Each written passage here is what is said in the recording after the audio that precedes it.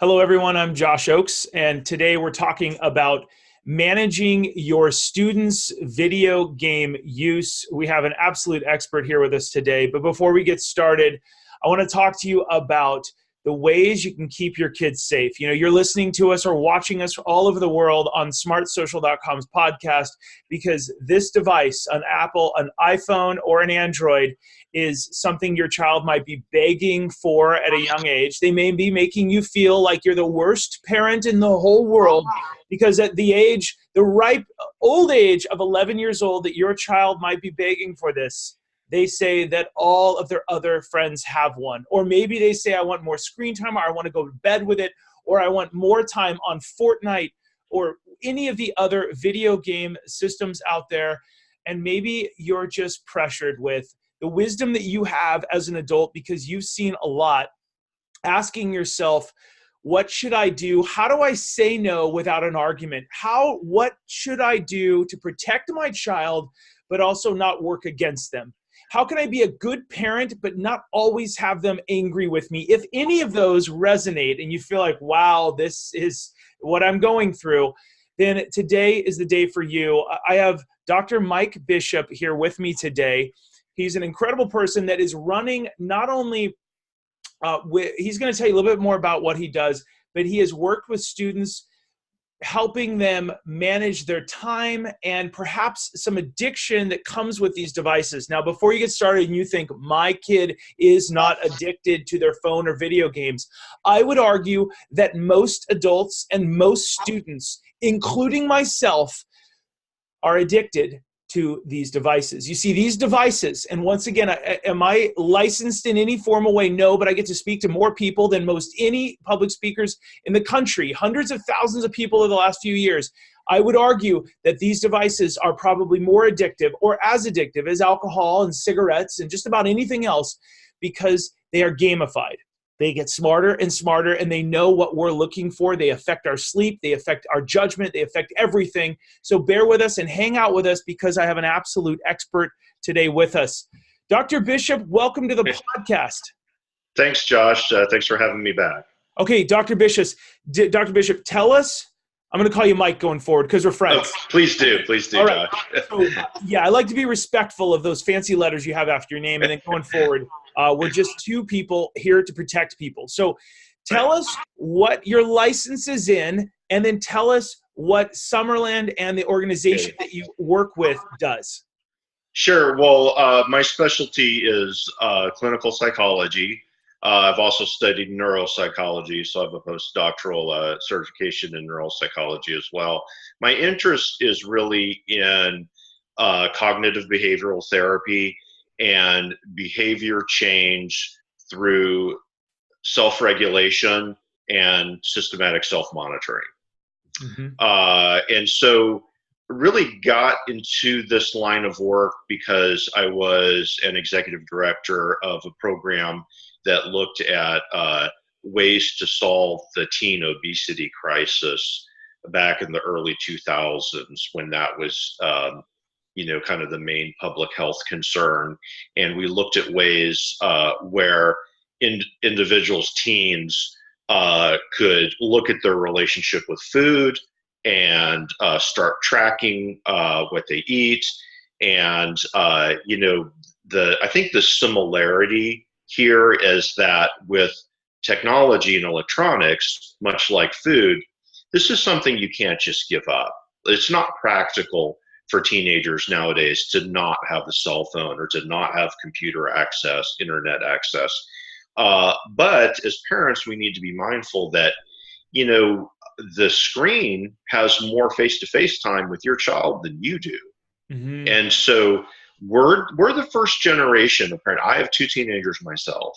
Mm-hmm. And so I'm part of this first generation of parents that are trying to navigate this whole online world with their child and set up appropriate boundaries. And, what age do we give a child a cell phone? What age do we give them an iPad or a computer? And what limits do we set?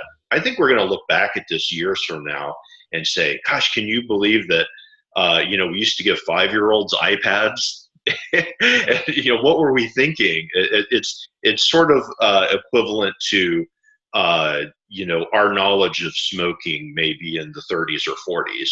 Like we knew it wasn't good for you, certainly, but you'd see doctors advertising cigarettes, and you don't see doctors advertising cigarettes anymore. Our knowledge has changed, so we're really at the forefront. I mean, if you think about it today, so I have a son that's going to be a junior in a high school.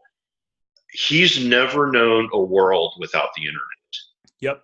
Unlike us parents, and I'm assuming it's mostly parents watching this podcast, yeah. We can remember getting those AOL discs in the mail, and that, disconnecting your phone and plugging your computer in, and hours for free, AOL, online. Yeah. And you can't talk on the home phone while you're on AOL. I mean, that's right. It's silly, right? I agree with you. Now, everybody that's listening to this, they know that a couple things. One, I drink all my own Kool-Aid. So I have taken a social media digital vacation or a detox, whatever you want to call it, because we have to really get in the mindset of, and this is, as a mild-mannered bozo that I am, I realize that I'm less happy, Mike, when I'm on this a lot. So I take a detox, and Mike, I bought a house and I remodel it. So we, just like your students, everybody that's listening to this, has to find that activity that brings them happiness, that makes them more of who they are. For me, it's power tools and remodeling and people. And these devices keep me from all of that. So what we're about to share with you, parents, are parental tips that you can use. I'm going to share my screen with everybody so you can get Mike's tips directly. Managing video game use successfully. Tips for parents of kids. Really, it could be 0 to 25. But we're going to hone in on everybody that's listening right now. If you have a kid 8 to 18, this is for you. Okay, Mike, dive into tip number 1. Talk to us about what this is. Yeah, so this is based on the assumption, and by the way, this is part of a guide that we give to families that attend Camp Pocono Trails, which is a premier health and fitness camp located in the Poconos. And I'm over the digital habit track there, and we work with kids that are experiencing some health problems because of their technology overuse. So you can see the break the internet habit there section. So we feel this is all part of staying healthy today, is managing your online use. So if we go back to the guide, when campers come home, we have them complete a behavior contract. Now, you can really find a behavior contract anywhere online. We can link one to this podcast.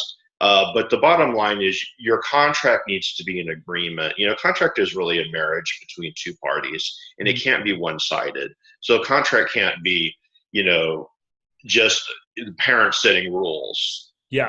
You will do X, Y, and Z, or else it's got to be, because we love you so much and we want to support you. And so essentially we do this after the child's been detoxed at camp.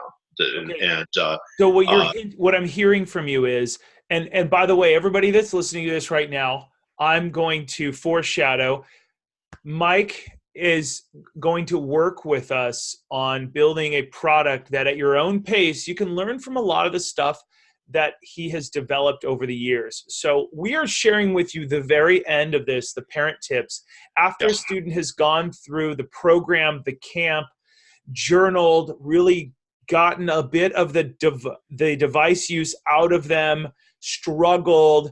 Now this is kind of aftercare, if you will. That's a term that you taught me. So the assumption is your student has a behavioral contract and that you've filled that out. Now, once we have that behavioral contract, go ahead.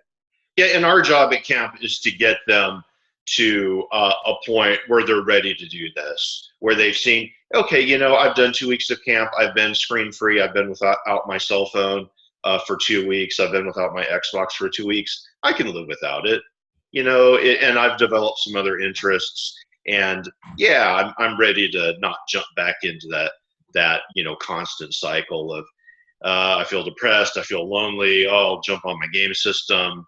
Okay, I feel better, but then Yeah, they and really, riding a real motorcycle, a program like yours, or bicycles yeah, can be really fun. And I get an adrenaline rush like I do in video games, but I'm actually meeting sure, people, right? And I feel yeah. better about my body. And so you're So putting that in. yeah, yeah, absolutely. So let me, I know we're limited on time, so let me just run through these tips and tricks really, really quick. So the first one is if your child gets off track, we're talking about the difference of cueing versus nagging. And so it is our knee-jerk reaction as a parent, and myself included, every parent out there has nagged at their child. You know, and I've talked to parents across the country, and I can't tell you how many have admitted, "Oh yeah, I've done that." I've taken the Xbox and thrown it in the garbage, and then an hour later felt so guilty about it and taken it back out of the garbage. Yeah. And so it's kind of like goes along the lines of uh, um, let me use this as an example. I was uh, going into the post office the other day, and there was this mom with her toddler outside, and the police station was right next to the post office, and the mom kept saying, "Quit doing that! Quit doing that! Sit down! I'm going to take you over to the police station over there if you don't stop." And so I went into the post office, I waited in line forever, got my business done. I came back out, and the kid was still goofing off, and the mom she was nagging. "Quit doing that! I'm going to take you to the police station." And I so much wanted to turn to her and say, he's still doing that because you're nagging him, and he knows you're not going to do it. So don't say things that you're not going to follow up through with, because your kids know that. Yeah. They're smarter than you think. And so every time that you nag, that you say, "That's it, you're never going to have a digital device until you're in college," they know you're not going to do that. So my advice is to cue and to not nag, is to not do that knee-jerk response that that's it, I'm gonna throw your $1,000 iPhone in the trash, because I mean, come on, you probably paid for it as a parent. You're not going to throw it in the trash and keep it there.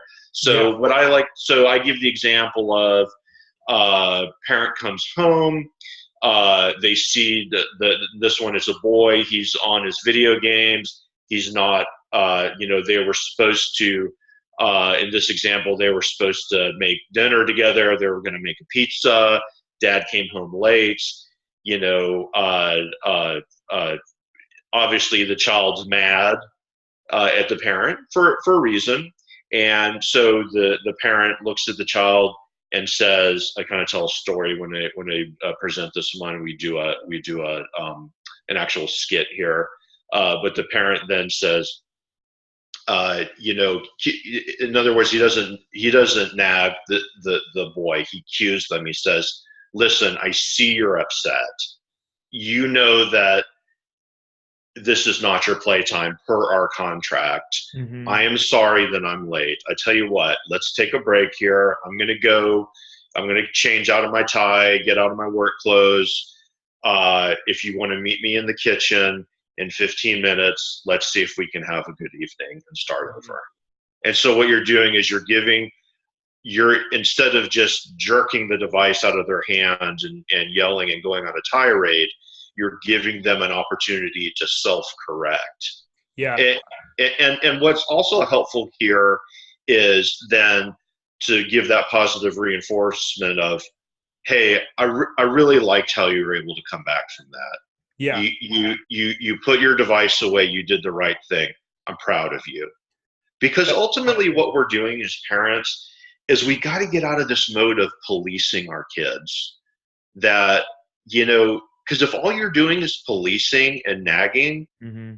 how likely is it that when your child reaches independence, whether that's college or the military or just getting a job and having an apartment, how likely are they going to succeed if all they've gotten through their entire childhood is nagging? Yeah. So cueing gives the child the opportunity to self-correct. And everybody that's listening to this, I'm just going to read what you had here, if you don't mind. Son, I Sure. see you're playing your games and you know that you are well beyond your time allowed to play. I'm going to make a healthy snack in the kitchen, then maybe take a walk. I'd like for you to join me.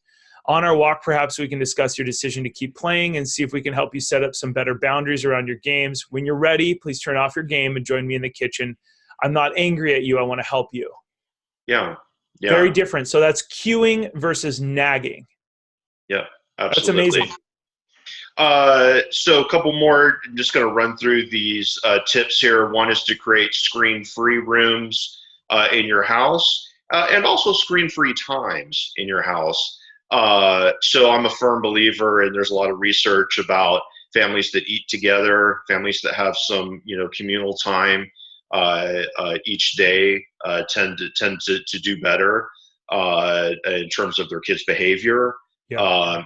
Taking interest. So what happened, at school today? Well, tell me about it. So who are your friends? What are their names? Actually taking an interest of what happened and making it a screen-free time, and then also screen-free rooms. And then the parent should respect those two. Along the same lines as the next tip, have a screen-free room. Your child's bedroom should be screen-free. There's a lot of research that supports the idea that it's an increased risk for obesity and video game addiction. That kids who have and this, a lot of the research is on television.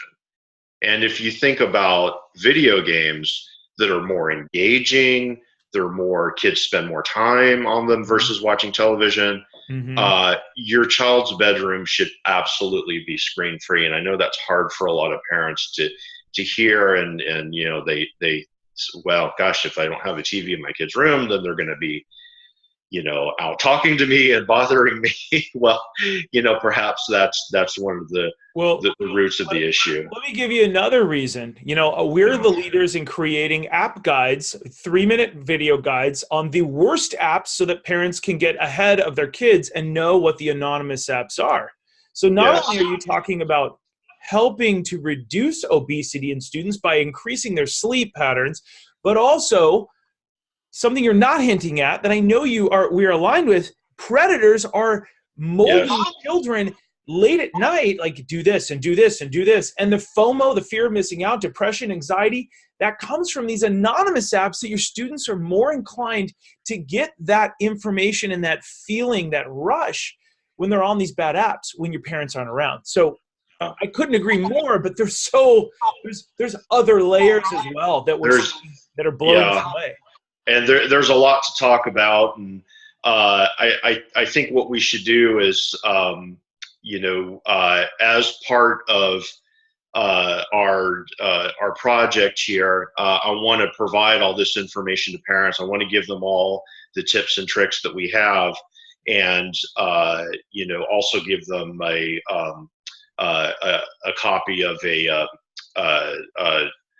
not only the parent guide, but also things like a behavioral contract, a journal where kids can start journaling their screen time, those kinds of things.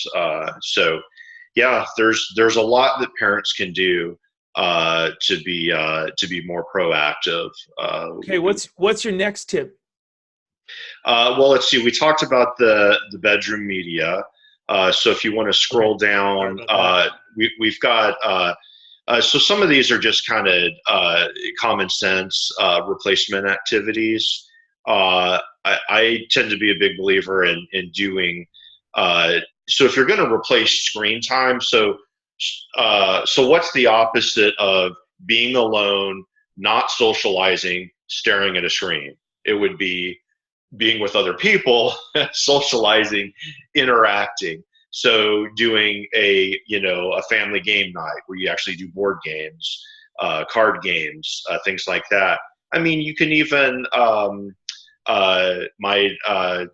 give you an example. My son and me we go to the gym together. Hmm. So we do yard work together. Any opportunity I have where I can include one of my teenagers, I absolutely do that. Another one is to have a step contest. So everyone has a pedometer, or you can use a Fitbit, one of these Garmin devices, and then connect that to something, a family chore.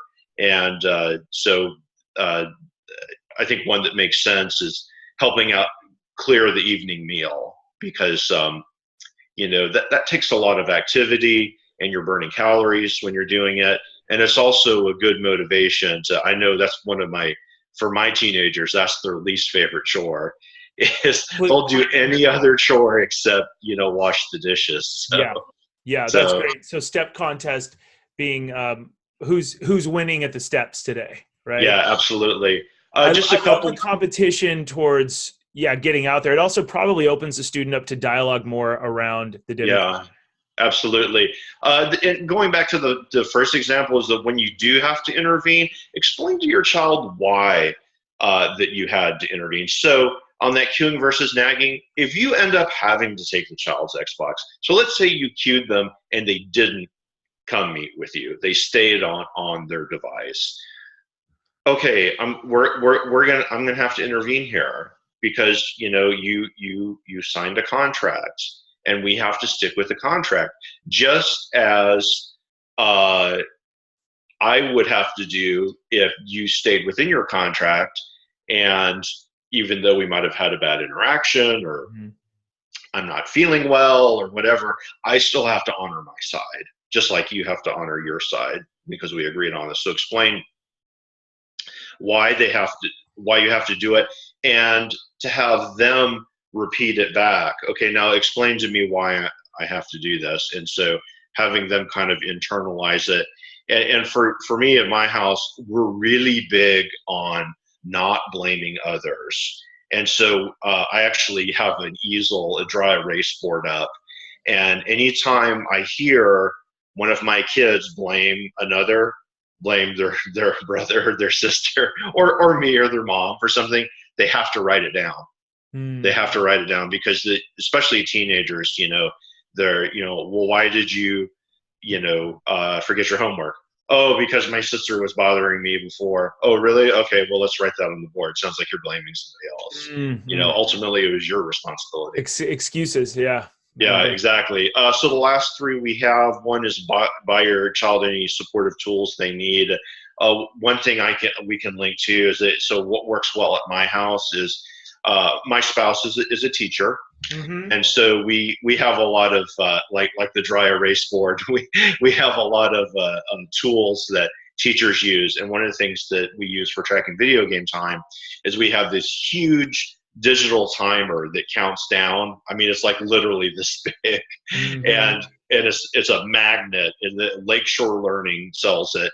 And you can, there's not to promote Lakeshore Learning's products, Yeah. but I'm sure there's other ones, but it's magnetic, and it goes on the refrigerator, which is generally the center of your house, the kitchen.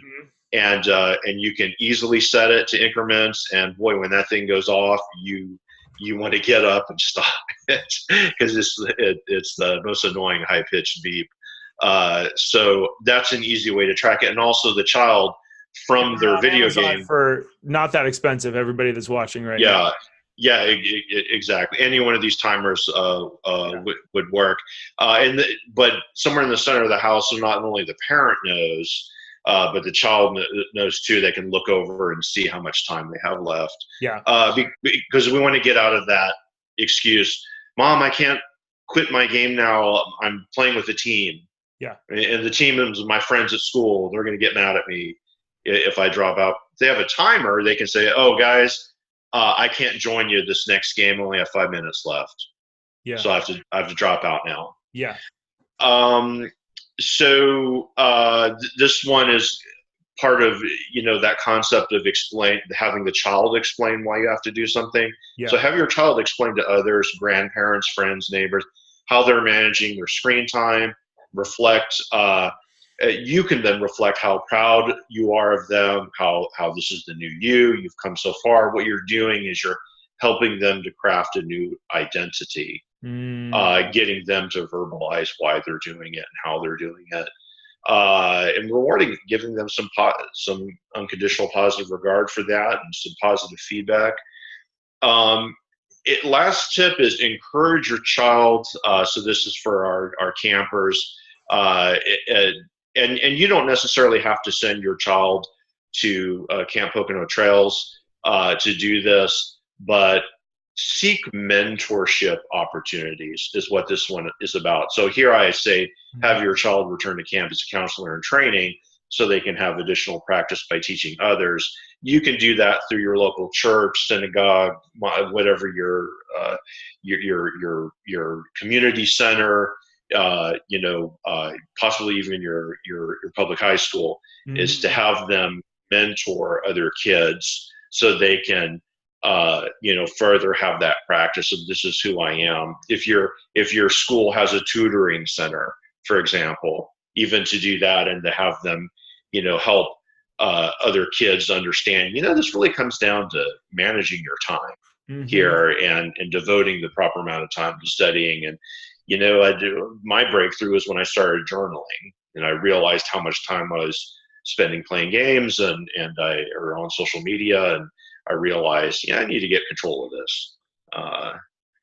I love it. I want to thank you today for your time, Mike, because this is great. I want to walk everybody through just a couple ideas they can use for free. We have a popular teen app guide at smartsocial.com that's 100% free, 11,000 something shares. But it talks about the green zone, which is not a safe area. It's a starting point when your child is over 13 years old to get them introduced to developing a positive online reputation, because we believe in shining online, using these devices with a purpose instead of a pastime. The gray zone apps are full of messaging, and you need to be a little careful. That's where Snapchat lives. I'm not saying Snapchat is terrible, but it provides a lot of addiction, a lot of FOMO, a lot of just glued to that screen and private disappearing messages.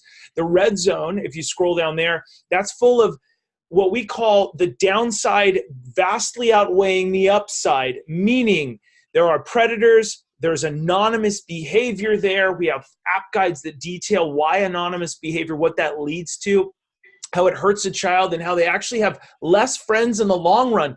And the great way to explain to kids, hey, you want to be more social, you want to have more friends, the anonymous apps will actually make you less popular at school because you're not tying it to your real identity. And then we have the dangerous social media challenges, which you've heard of these, the Blue Whale Challenge, the Momo Challenge, the Deodorant Challenge, Slenderman, Shell On, Tide Pod Challenge, all these challenges that, even though some of them are hoaxes, they are a great opportunity to start and open a dialogue with your child, because we have found that as soon as something new at school is out, if a parent has talked to a kid about it already, the kid goes, yeah, my mom already told me about that. It's less cool for them to taste test the cigarettes if you're like, yeah, no, I already know about it. Yeah. And that might be different for every family, but our goal is to bring parents up to speed. Completely free resource. We also have a 20-minute free webinar that brings you from start to finish, that has been used by thousands of people to bring them up to speed on how to talk to their kids about social media. The dangers. We give it all away in this free guide, and it helps people all over the world. And we have one more thing. We have this mentorship program. We believe that every student in high school should have their own portfolio, which turns into a website. We have a social media plan that plans out your student's message, creates a college-friendly footprint, and also teaches them how to use their social media to brand themselves in a positive way. Your social media is your new resume, and that's because colleges are Googling kids. And about 60 to 80% of colleges will admit to it, but we believe that it's more than 90%. We have students all over the country, and superintendents and principals and teachers who are putting this as a curriculum, teaching every middle schooler how to create a private portfolio, that then they know what activities they're known for. They figure out, wow, I am known for my music and I'm volunteering. I had never even thought about how good I am. And all of a sudden, as Mike has hinted here, the student has a self-awareness about their identity. good things that if something bad ever happened and they had a student offer them the digital drug of an anonymous app, they go, no, no, no, no. I have a plan and a dream and a future for college. So I will stop talking right now, but we really want you to think about how to build a positive online brand for your students and really get your kids thinking as though they are that Disney brand, that product, whatever they want to be known for. How do we brand them so every college, internship, and employer goes, wow, I have this application that's two-dimensional. I Googled this student and I found a three-dimensional vibrant version of who the student is that is pretty congruent and even goes into more depth and detail. How do we get this person in for a first-round interview and talk to them more about these skills that they're highlighting on their website? That's our dream for you. Mike, thank you so much for being a part of this here today. I want to give you last word. What do you tell a parent who's struggling right now? What do you tell them? How do you give them confidence on what to do? Well, obviously you have a lot of great information on your website. When I work with parents, the one thing that is universal is I have them start by tracking the child's screen time, and by having the child track their screen time. So in other words, you know, and if you think about it, any major behavior change program, and let's use the example of weight loss, whether it's Jenny Craig or Weight Watchers or Nutrisystem or whatever it is, they all make you count something, whether it's calories, whether it's, you know, Atkins has you count carbs, whether it's, you know, counting sugar or fat grams.